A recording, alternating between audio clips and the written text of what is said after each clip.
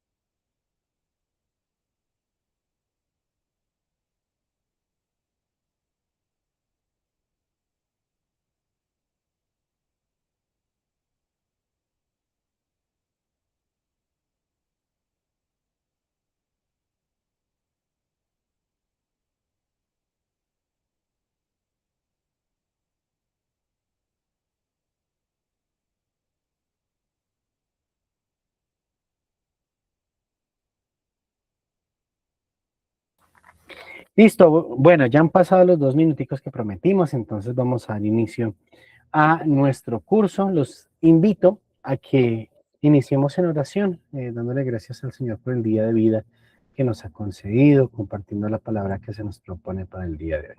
En el nombre del Padre, del Hijo y del Espíritu Santo. Amén. En un momento de silencio presentemos al Señor nuestras intenciones, súplicas y acciones de gracias particulares.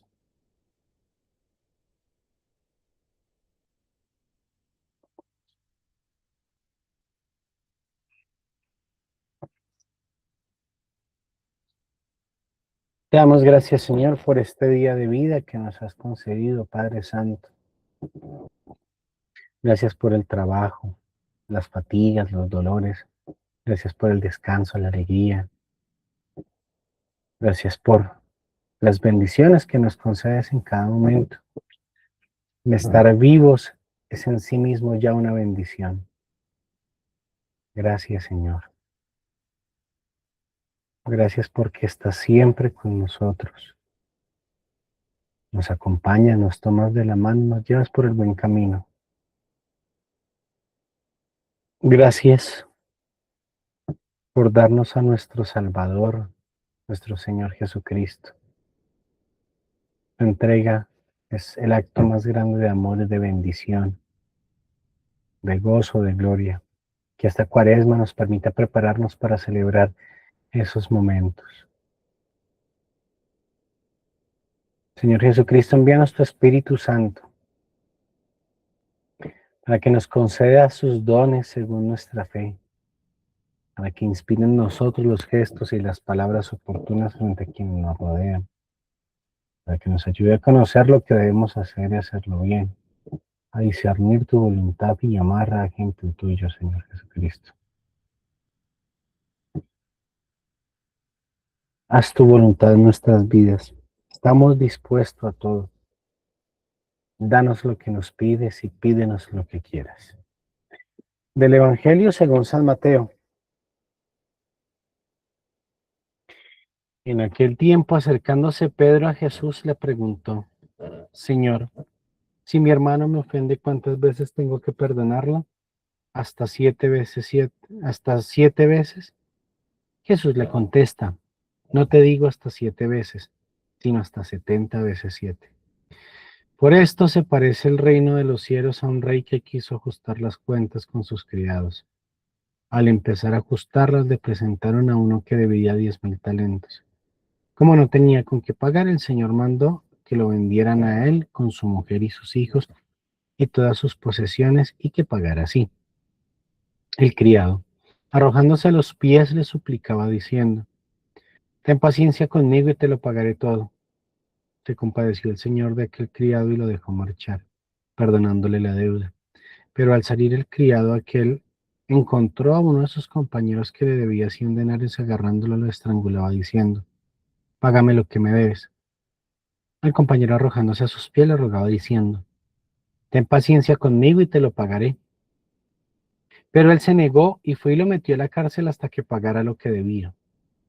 Los compañeros, al ver lo ocurrido, quedaron consternados y fueron a contarle a su señor todo lo sucedido. Entonces el señor lo llamó y le dijo: siervo malvado, toda aquella deuda te la perdoné porque me lo rogaste. ¿No debías tú también tener compasión de tu compañero como yo tuve compasión de ti? Y el señor, indignado, lo entregó a los verdugos hasta que pagara toda la deuda. Lo mismo hará con ustedes mi Padre Celestial, si cada cual no perdona de corazón a su hermano. Palabra del Señor, gloria a ti, Señor Jesús. Pidámosle a nuestro Señor Jesucristo que nos conceda un corazón puro, que nos conceda un corazón capaz de perdonar y amar, que nos conceda un corazón contrito, con ansias de conversión. Padre nuestro que estás en el cielo, santificado sea tu nombre. Venga a nosotros tu reino, hágase tu voluntad en la tierra como en el cielo. Danos hoy nuestro pan de cada día, perdona nuestras ofensas como también nosotros perdonamos a los que nos ofenden. No nos dejes caer en la tentación y líbranos del mal. Amén. Escuchemos la siguiente canción como parte de nuestra oración.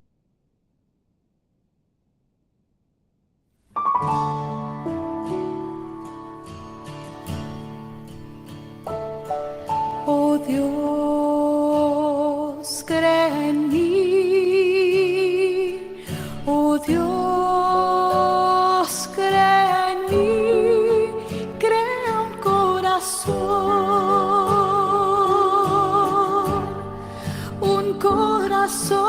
puro. Piedad de mí, Señor, por tu bondad, por tu inmensa compasión, borra mi culpa, lava de todo mi delito, purifícame tú de mi pecado.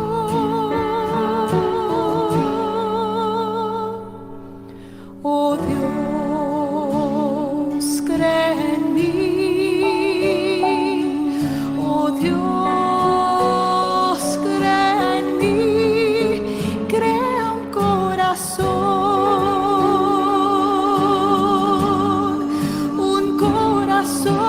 puro.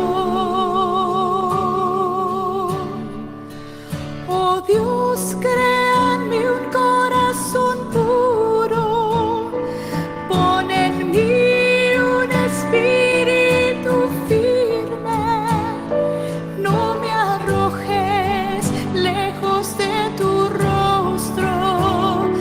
No me quites tu Santo Espíritu.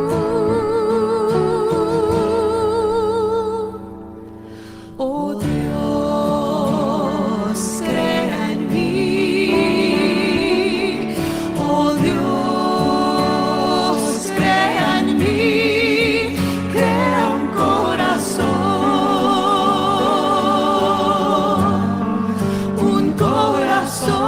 puro.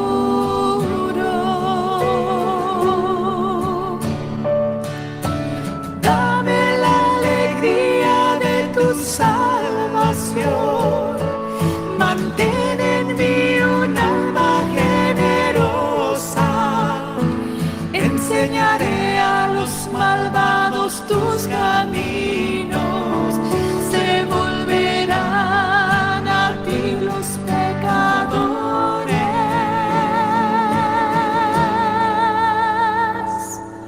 Oh Dios, crea en mí. Oh Dios, crea en mí.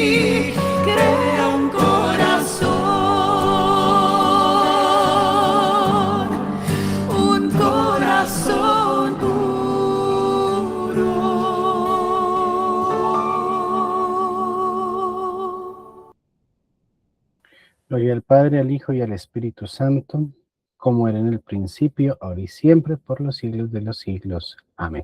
Dice Carlos que los amigos de OCP, yo creo que OCP en América y tal vez en habla hispana son los que están haciendo un trabajo más juicioso en el tema de la música litúrgica, con todo el tema de floricanto, con todo esto que están haciendo. Me parece muy chévere el trabajo que hacen. Muy recomendado que consulten el material de ellos, que es abundante y es muy apegado a la liturgia.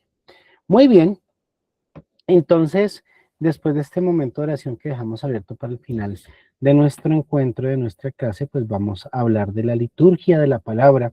Seguimos en esta sintonía de ir mirando paso a paso la Eucaristía, primero determinando los distintos momentos y qué cantos confluyen allí en cada momento. Ya hablamos de los ritos iniciales, haciendo énfasis en el canto de entrada.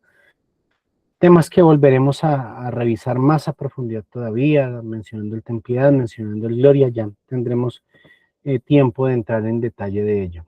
Hoy vamos a hablar de la liturgia de la palabra, pero quiero que hagamos primero un video que nos recuerde cómo se vive la liturgia de la palabra dentro de la misa.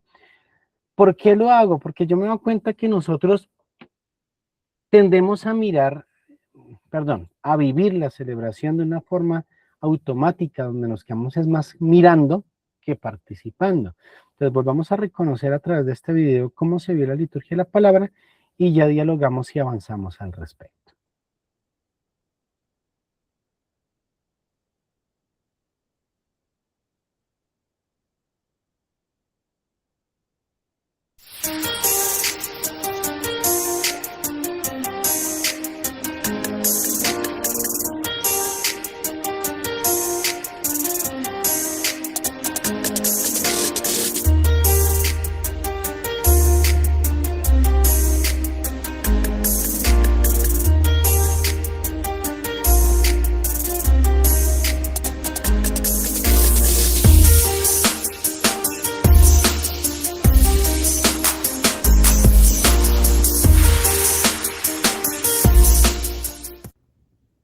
La liturgia de la palabra. Estamos ya entrando en lo que es propiamente un banquete. Lo que habíamos estado viendo antes, como el canto de entrada, la procesión, el beso al altar, el saludo, el acto penitencial, esos se llaman ritos iniciales, que tienen como finalidad el ayudarnos y el disponernos, el ponernos en sintonía a lo que estamos a punto de celebrar. En este momento ya estamos entrando a lo que es la liturgia de la palabra, o como algunos lo llaman, el banquete de la palabra. Porque en cada Eucaristía tenemos dos banquetes. Es como si se nos presentaran dos mesas. Una donde nos vamos a alimentar del cuerpo y la sangre de Cristo, y otra donde nos vamos a alimentar de la palabra de Dios, que es también verdadero alimento para aquellos que la escuchan, que la meditan, que la reciben. La palabra de Dios tiene una gran peculiaridad e importancia en la liturgia. Solamente como un aspecto cultural, los primeros cristianos, y cuando me refiero a los primeros cristianos, me refiero quizás a los primeros 70 u 80 años del cristianismo, es decir, estoy hablando de lo primerito. Ellos la liturgia de la palabra la solían tener afuera, en otro lugar, y ya después tenían en la casa, reunidos en la mesa, la liturgia eucarística. Inmediatamente eso se cambió e incluso fue unido la liturgia de la palabra y la Eucaristía, que empezó a darle forma a la Biblia. Ante la pregunta, ¿qué fue primero?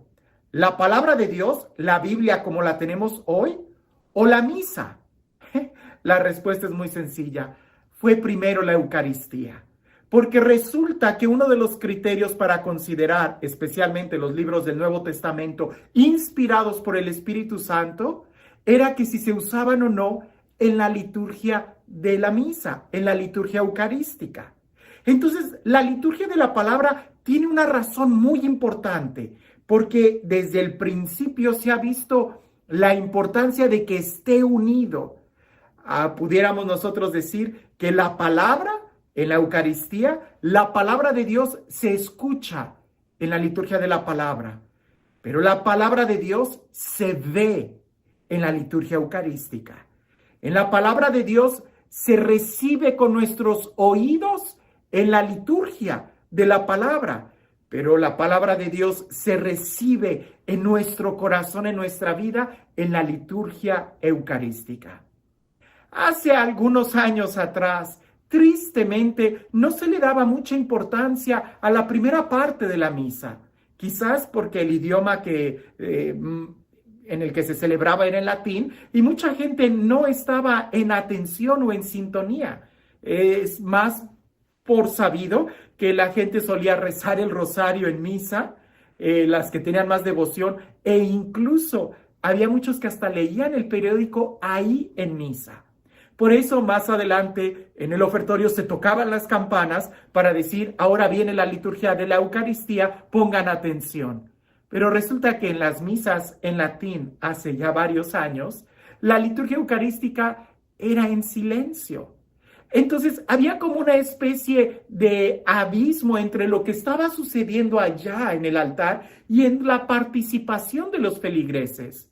Hoy no tenemos pretexto. Hoy deberíamos de disponernos completamente a escuchar la liturgia de la palabra, el asimilarla, el hacerla nuestra, el recibir a Jesús, el alimentarnos de la palabra que da vida. Hay muchos textos del Antiguo Testamento y sin dudarlo en el Nuevo Testamento que nos hablan de la importancia de escuchar la palabra de Dios, incluso memorizarla, para poder construir nuestra vida en la palabra de Dios firme y no ser como personas olvidadizas que por no construir su vida sobre la palabra de Dios inmediatamente perecen ante la primer dificultad. En la liturgia de la palabra nosotros podemos encontrar esta especie de menú, si así lo quieres ver. Vamos a recibir una lectura de la palabra de Dios, cantos, una meditación, una predicación, vamos a profesar nuestra fe con el símbolo de la fe y también vamos a tener un momento de oración. Ahora, el lugar propio para leer la palabra de Dios en la Eucaristía es un altar pequeño y alto que facilita el poner el leccionario sobre él y el leer la Sagrada Escritura. A ese pequeño altar alto se le llama ambón. Y desde ahí se lee o se proclama la Sagrada Escritura. Ahora, en este momento ya podemos distinguir dos lugares especiales. La mesa que está en el centro o esa piedra es el altar, donde principalmente ahí se va a celebrar la liturgia de la Eucaristía. Y nuestra mirada está enfocada, pudiéramos decir que todo va a estar sucediendo en torno al altar. Pero como una especie de extensión de este altar, encontramos el ambón o el altar de la palabra. En muchas iglesias me gusta mucho ver que el mismo diseño que tiene la mesa del altar eucarístico, lo tiene también la mesa del altar de la palabra, el ambón. Claro, con unas proporciones diferentes, pero se puede ver la simetría y el conjunto de la celebración que estamos viviendo. Es muy triste que a algún cristiano, por llegar tarde y por no prestar atención a la palabra, tampoco vaya a comulgar. Eso se va quedando cada vez como que más vacío. No se alimenta ni de la palabra y por consecuencia tampoco se puede alimentar del cuerpo y la sangre de Jesús. Si un cristiano viviera así, sin alimentarse de la palabra y de la Eucaristía, pues entonces no se puede llamar que sea cristiano. Va a perecer de anemia, de inanición, va a morir, no va a tener una vida de hijo de Dios. Aquellas personas que no escuchan la palabra de Dios o que no están conscientes de lo que está sucediendo en el sacrificio eucarístico, pues están muy lejos de tener la posibilidad de vivir la vida de un cristiano, de vivir la vida de un hijo de Dios, de vivir como católico. De ahí la importancia que tiene que nosotros nos preparemos para escuchar atentamente. que si el sonido, que si hay un bebé gritando, que si esto o aquello que fue y que vino, no, no es un pretexto. El día de hoy tenemos tantos misales, tenemos la hojita dominical e incluso en los celulares pudiéramos nosotros leer el texto con anticipación, porque la postura propia para este momento es de alguien que escucha. Yo lo sé, no soy tan estricto ni rigorista, puedes estar leyendo al mismo tiempo, pero vas a notar una gran diferencia, que si tú lo lees anticipadamente en tu casa o antes de iniciar la misa, y si durante el momento de la misa tú prestas atención a tu oído, a lo que se está escuchando, a la palabra que se lee, vas a notar una gran diferencia y va a haber más frutos en ti. Así que en este momento del banquete de la palabra, lo importante es poder escuchar, entender y recibir. San Agustín hace esta pregunta: ¿qué es más importante, la palabra de Dios o la Eucaristía? Las dos son sumamente importantes. San Agustín continúa diciendo, así como cuidamos que la Eucaristía no se caiga al suelo porque creemos que ahí está Jesús presente, de la misma manera deberíamos de cuidar que la palabra de Dios no caiga de nuestro corazón porque ahí está presente el Verbo que se hace carne. El verbo que se nos da en la Sagrada Escritura es el mismo verbo que se hace presente en el sacramento eucarístico. Así que, así como en algunos lugares todavía se usa la patena para recibir la Eucaristía y que no se caiga, pareciese que el día de hoy deberíamos de ponernos patenas en los oídos para que no se caiga la palabra de Dios y estar atentos. La palabra de Dios tiene fuerza para sanarnos, liberarnos, darnos sabiduría, consolarnos, exhortarnos, animarnos, darnos la fuerza que necesitamos para cada día. Así que prepárate, porque estamos entrando a la liturgia de la palabra.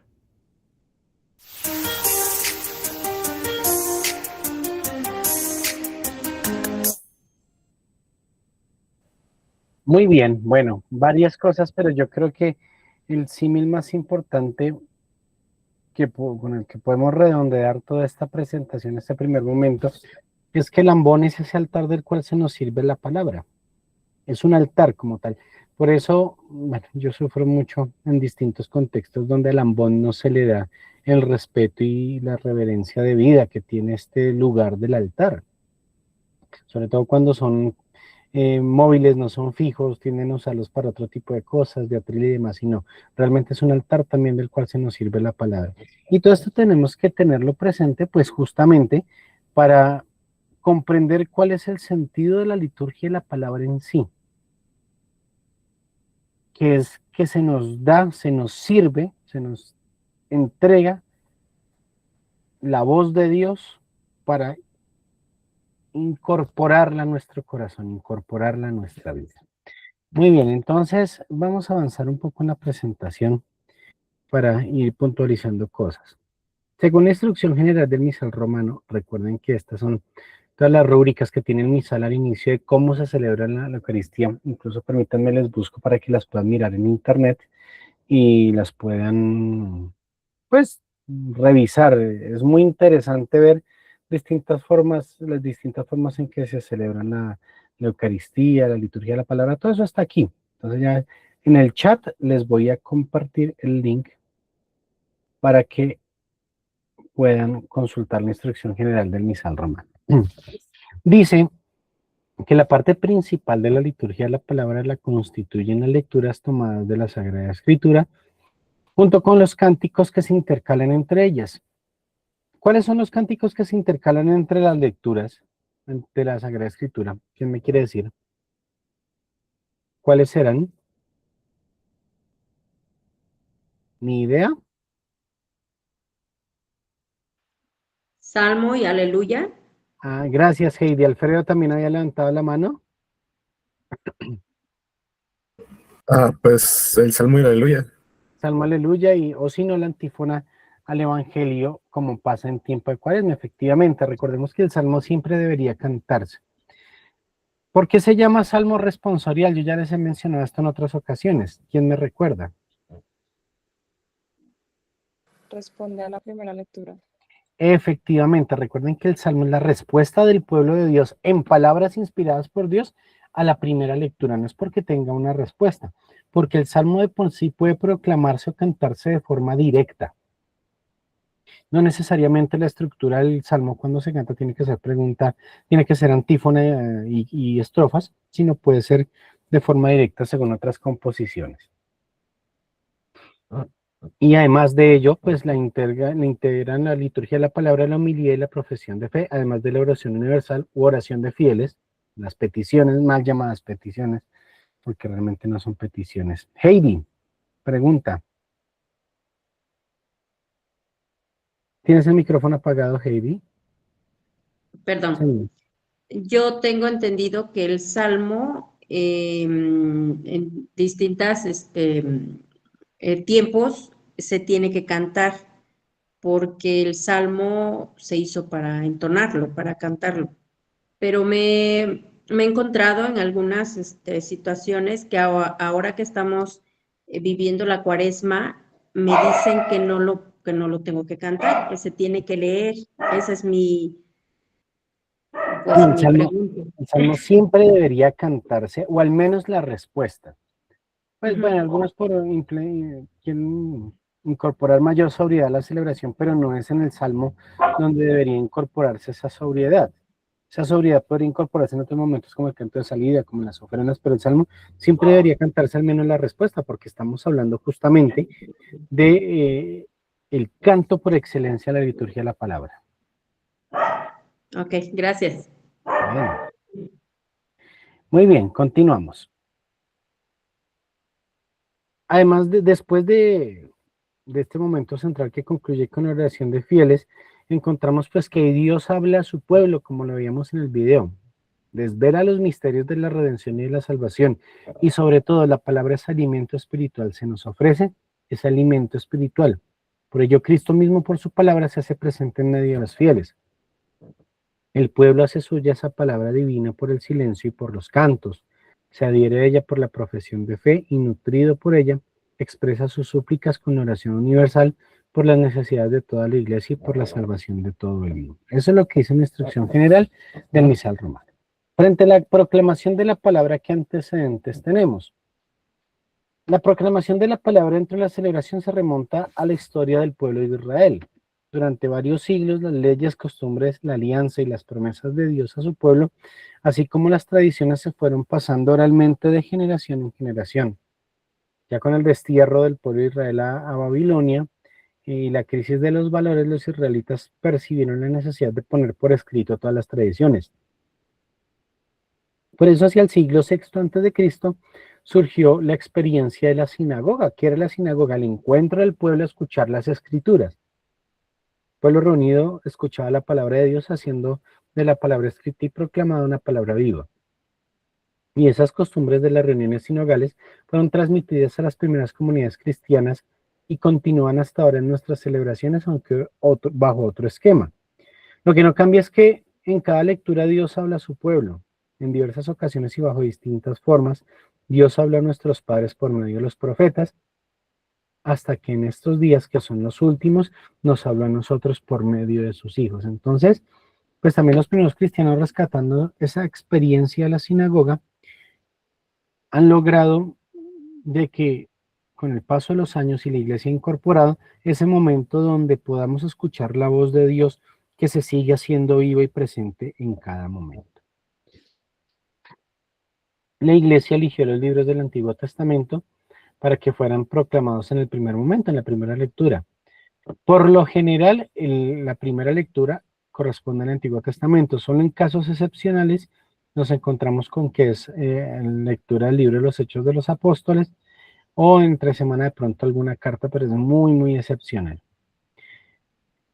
La idea de que sea el Antiguo Testamento, por lo general la primera lectura, es tener ese encuentro con los fragmentos de la ley mosaica, episodios de la historia de Israel, de las profecías, de algunas frases de sabiduría, en las que pues se nos va prefigurando al Mesías desde antes.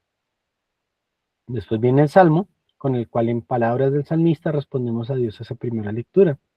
Y después del salmo sigue la proclamación de los escritos de los apóstoles, la segunda lectura. Por lo general son las cartas, en esencia de Pablo, pero a veces aparecen de los otros apóstoles. En el título de epístola se asignan las cartas de que los apóstoles dirigen a las primeras comunidades cristianas que se formaron y a través de ellas las exhortan y enseñan, amonestan y dirigen para que no se pierda la fe que les ha transmitido. Entonces ese es el sentido como tal de la estructura de las lecturas.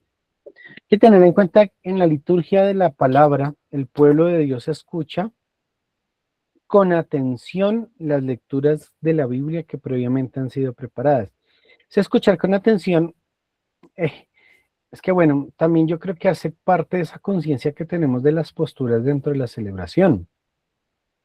Cuando nosotros reconocemos que entre la celebración estar de pie, estar plenamente atentos y dispuestos, estar sentados, es una posición de escucha, pues ya comprendemos que realmente cuando nos sentamos dentro de la celebración es para prestar plena atención y no para andar pensando en lo que haremos de almuerzo o de comida, de cena, que suele pasar.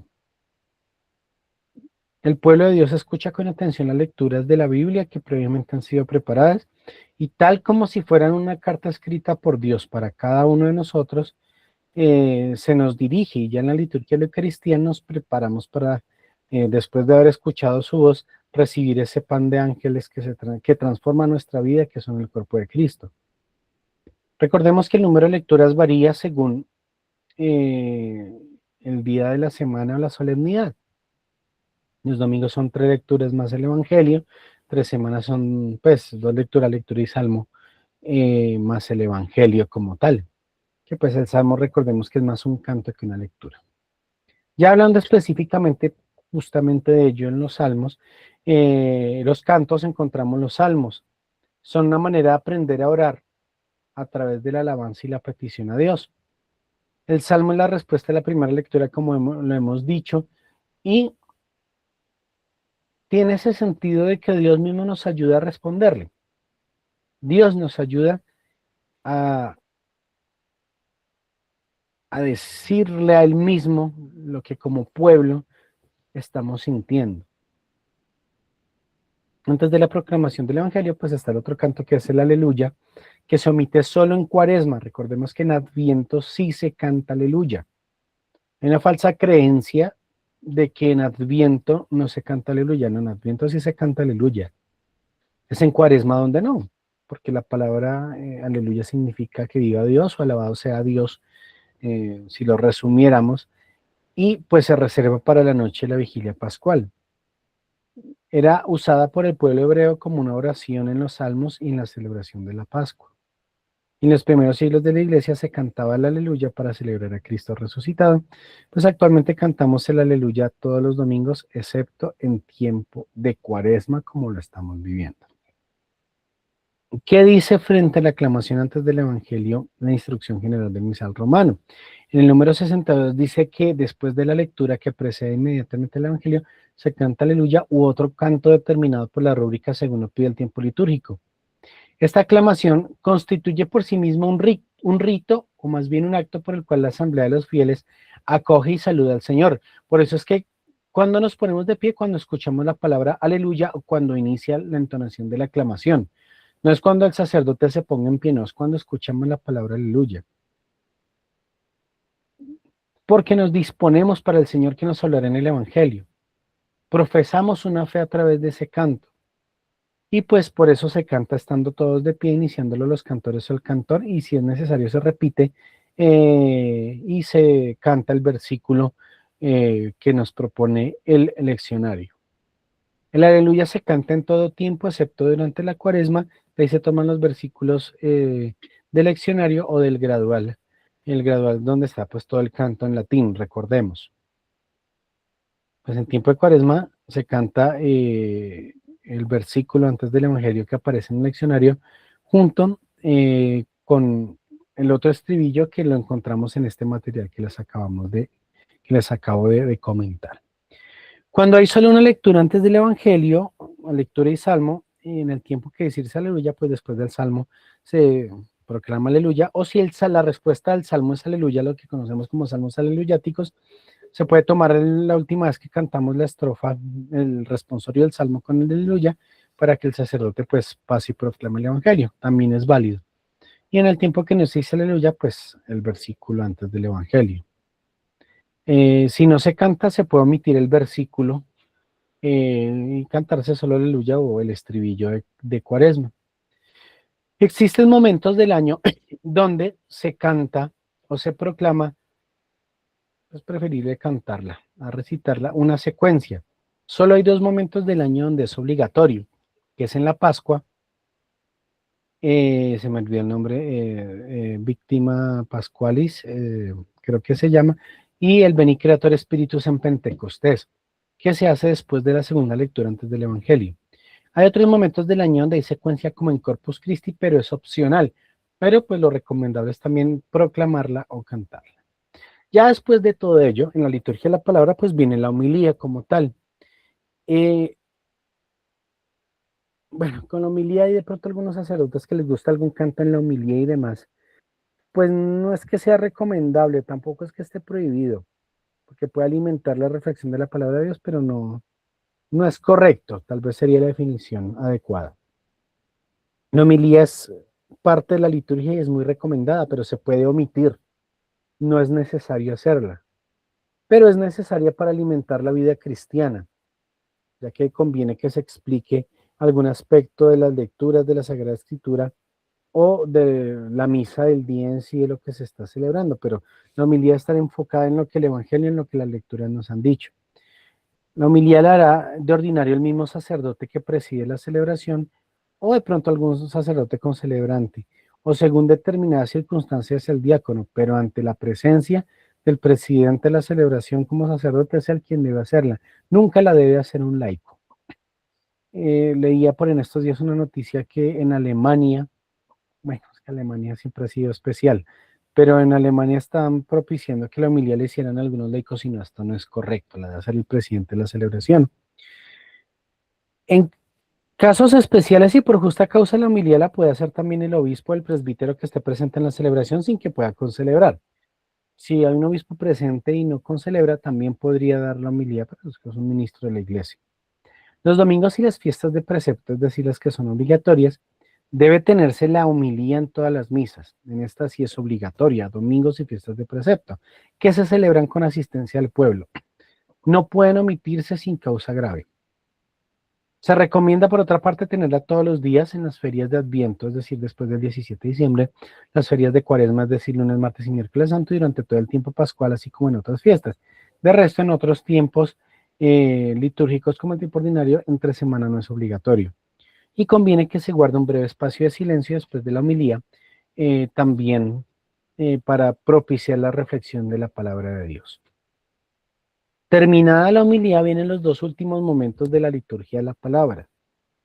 Y es importante hacer claridad sobre esto y ya lo hablamos. Lo primero es la profesión de fe, lo que se conoce como el símbolo de la fe, la profesión de fe, que comúnmente lo llamamos credo. Muy chistoso porque el nombre popular es credo, pero realmente el nombre es el símbolo de la fe o la profesión de fe. Es como el Padre Nuestro.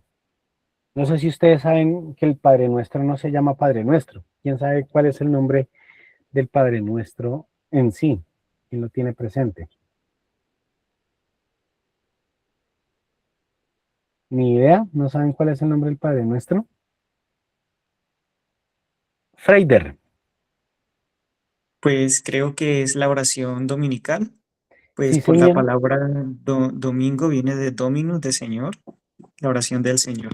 Efectivamente, oración dominical u oración de los hijos de Dios. Cualquiera de las dos, pero efectivamente ese es el nombre del Padre Nuestro, que pues por tradición lo conocemos como Padre Nuestro por cómo inicia, pero realmente el nombre de la oración dominical. Así pasa con el credo, que el credo realmente es el símbolo de nuestra fe. Pues que se orienta a que todo el pueblo responda a la palabra de Dios anunciada en las lecturas y en la Sagrada Escritura para que sea proclamada como regla de fe. Después, es decir, después de escuchar la palabra de Dios, afirmamos que esto es en lo que creemos. Y es una forma aprobada por el uso litúrgico. Digamos que otro de los temas, hay varios temas en los cuales se está buscándose el ecumenismo con los ortodoxos como tal, Una de ellas es la fiesta, la Pascua como tal. Otro es el tema del credo. Ahí hay una partecita del credo que es la que está en discusión. Y en el momento en el que se llegue a ese acuerdo, de pronto cambiarán algunas cosillas, pero pues creo que aún faltan algunos añitos todavía para ello. Y pues realmente reafirmar a través del credo en todo lo que creemos, todo lo que estamos viviendo, lo creemos, lo profesamos, lo vivimos. El credo, el símbolo, puede ser cantado o recitado. Yo personalmente no sugiero que sea cantado. Me parece que es muy difícil que la gente se aprenda un credo cantado, es engorroso, es complicado. Es mejor que sea recitado porque también siento que se puede hacer pesada la celebración. Normalmente se recita en los domingos y en las solemnidades y puede también decirse en celebraciones especiales que revistan también ese carácter de solemnidad. Si se canta lo inicia el sacerdote o según las circunstancias el cantor o los cantores, pero debe ser cantados por todo el pueblo y por todos los asistentes a la celebración. Si no se canta será recitado por todos en conjunto. Después de ello viene la oración universal o la oración de fieles.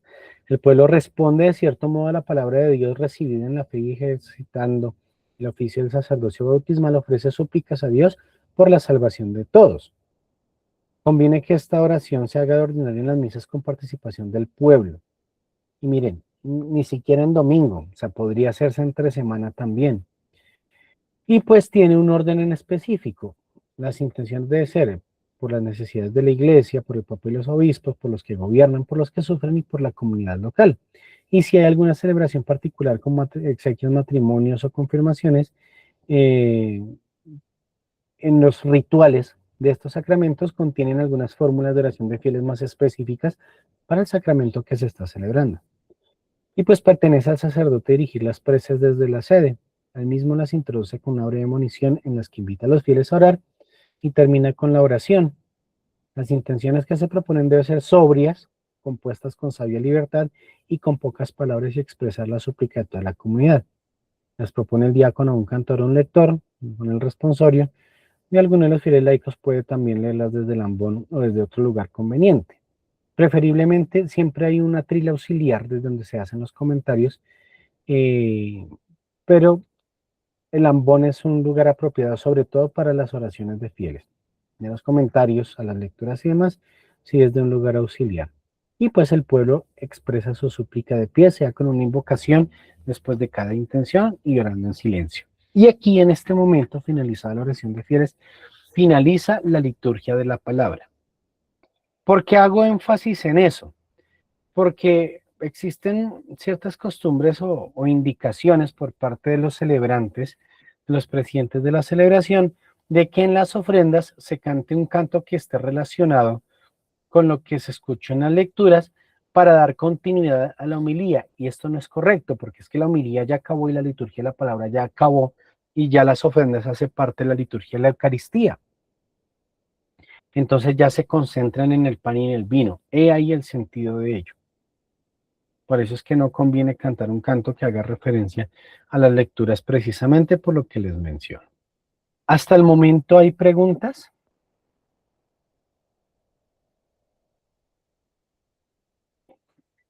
¿Alguna inquietud?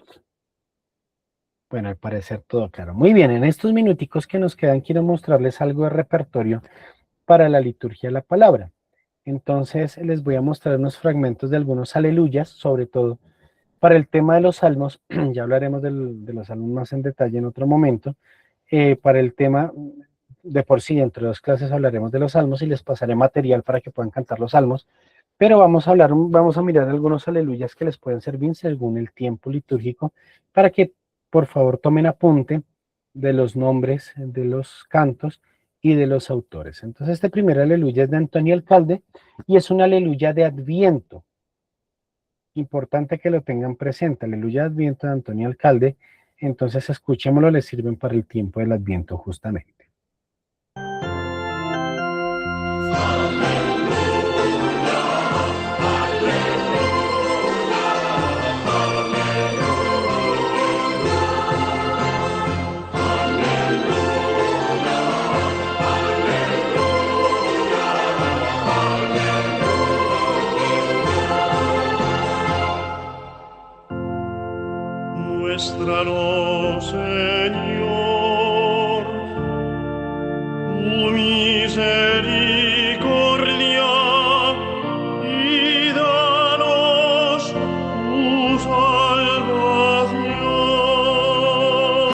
Entonces ahí tienen esta aleluya, tiene estrofas para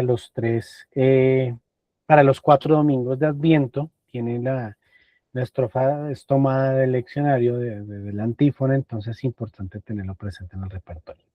Para Navidad les sugiero esta aleluya que se llama Aleluya San Denis, lo encuentran en el Floricanto, y ahorita les comparto el Floricanto para quienes no lo tienen.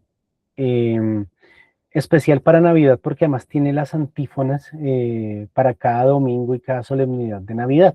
Entonces escuchemos un poquitico de esta aleluya.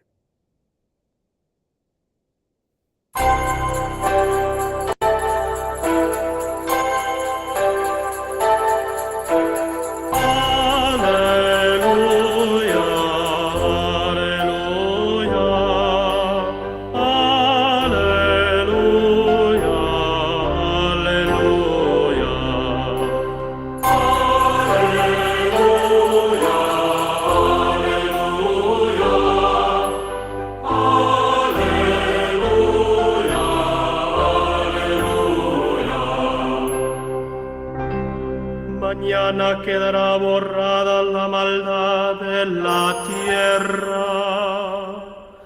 y será nuestro Rey el Salvador del mundo. Entonces aquí tienen esta aleluya. Pues hay otros aleluyas navideños muy bonitos, pero este me parece que es muy completo para que lo tengan presente. Tiempo de Cuaresma en el que estamos, hay distintas aclamaciones que funcionan, que sirven. Les voy a compartir 2. La primera se llama Alabanza a Tío Cristo, está en el Floricanto, es de José Isidro López, muy recomendado. Este tiene también el estribillo para cada domingo del tiempo de Cuaresma. Escuchemos.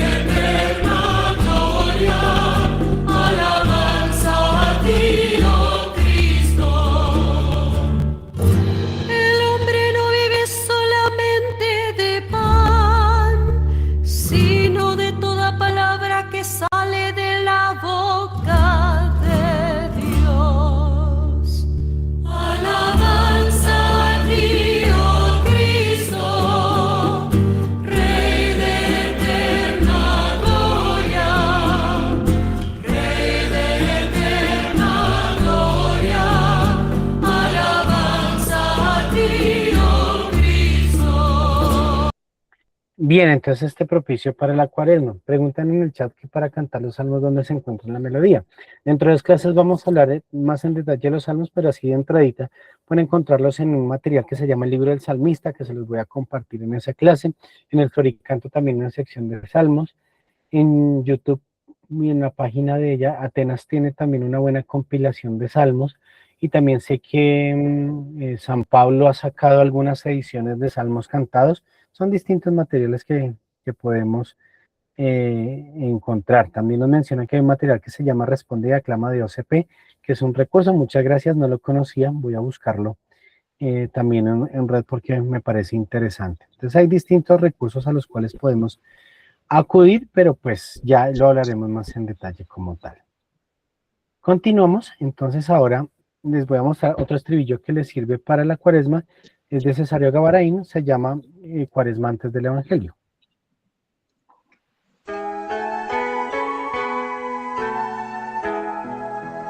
Habla,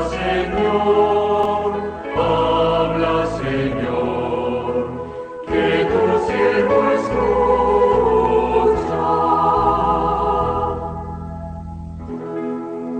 Tu palabra es la luz y la verdad.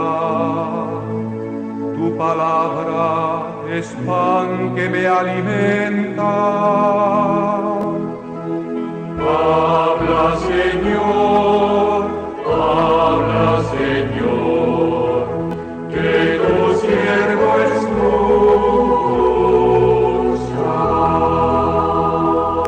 Sencillo, claro, y también les puede servir en distintos momentos, también de pronto entre semanas, sobre todo en Cuaresma. Vamos con... Una pregunta, disculpe. Sí, señora. ¿No tiene que decir honor y gloria antes del Evangelio en Cuaresma? Son varias propuestas las que se tienen. Una es honor y gloria a ti, otra alabanza a ti, oh Cristo, Rey de eterna gloria. Hay varias, no es la única. Entonces, en ese sentido, ahí se abre la opción. Y ahorita les busco cuáles son exactamente las que tienen, las que se pueden cantar en la Cuaresma. Ya les comparto ahorita. Escuchemos ahora, mientras les busco ese material, este aleluya también es de Cesario Garaín, se llama Pascua antes del Evangelio. Me parece que también es importante que lo conozcamos. Diego, perdón, el Sí. de alabanza a Tío Cristo también es para Cuaresma. Para Cuaresma, sí. Ya, gracias. De resto, en otro tiempo distinto a la Cuaresma, sí o sí se tiene que cantar aleluya. No se puede cantar otra cosa. ¿Listo? Permítanme, por favor, les pongo el aleluya para Pascua.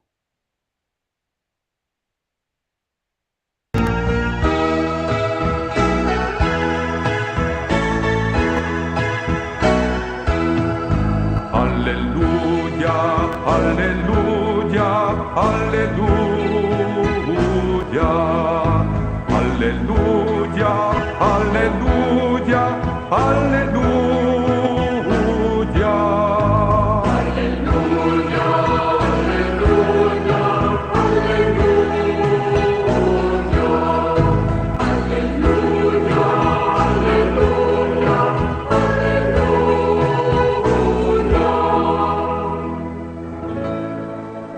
Abre, Señor, nuestros oídos a tu palabra. Abre, Señor, nuestro corazón a tu amor. Aleluya, aleluya, aleluya. Aleluya, aleluya, aleluya.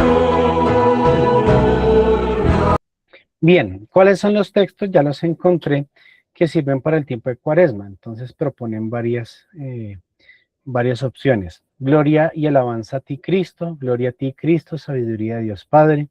Gloria a ti, Cristo, palabra de Dios. Gloria a ti, Señor, Hijo de Dios vivo.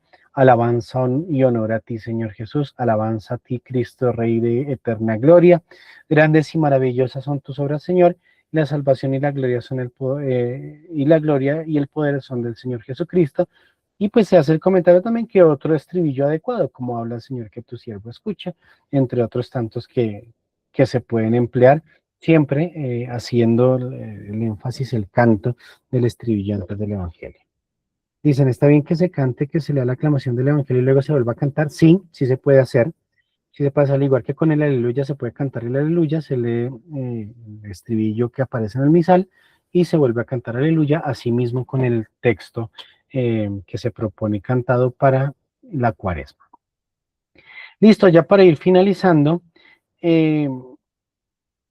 hay otros aleluyas que pueden aplicar según los tiempos litúrgicos, digamos que para el tiempo ordinario ya podemos variarlo un poco más. Y pues quiero mostrarles un poquitico de la secuencia de Pascua, sobre todo, que ya estamos en miras de preparar. Esta versión de Lourdes Montgomery es buena. Es la secuencia que se canta o se proclama el domingo de Pascua, el domingo de Resurrección, después de la segunda lectura. Escuchemos.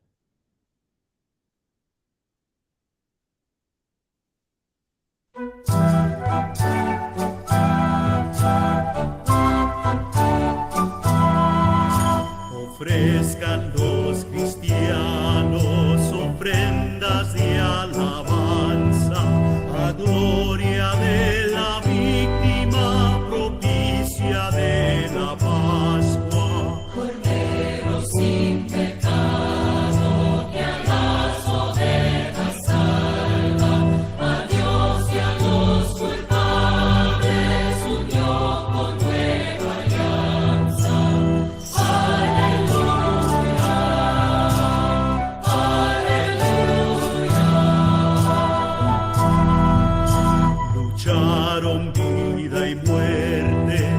singular batalla, y muerto el que es la vida, triunfante se levanta.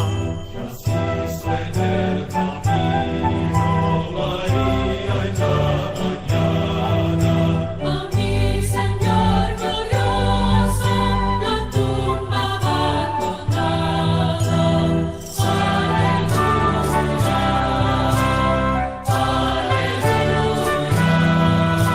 Entonces ahí les comparto esa opción también que la pueden utilizar para el domingo de resurrección. Ya les he compartido en el grupo la presentación del día de hoy, el Floricanto 2 y 3, donde pueden encontrar pues varios de los cantos que les mencionaba el día de hoy. No sé si hay alguna otra pregunta, inquietud.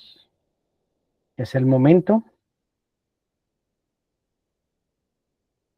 Bueno, entonces terminemos nuestra clase orando a la Santísima Virgen María, pidiendo también la intercesión de San José, cuya solemnidad la otra semana, para que recibamos la bendición del Señor. Dios te salve María, llena eres de gracia, el Señor es contigo, bendita tú eres entre todas las mujeres y bendito el fruto de tu vientre Jesús. Santa María, Madre de Dios, ruega por nosotros los pecadores, ahora y en la hora de nuestra muerte.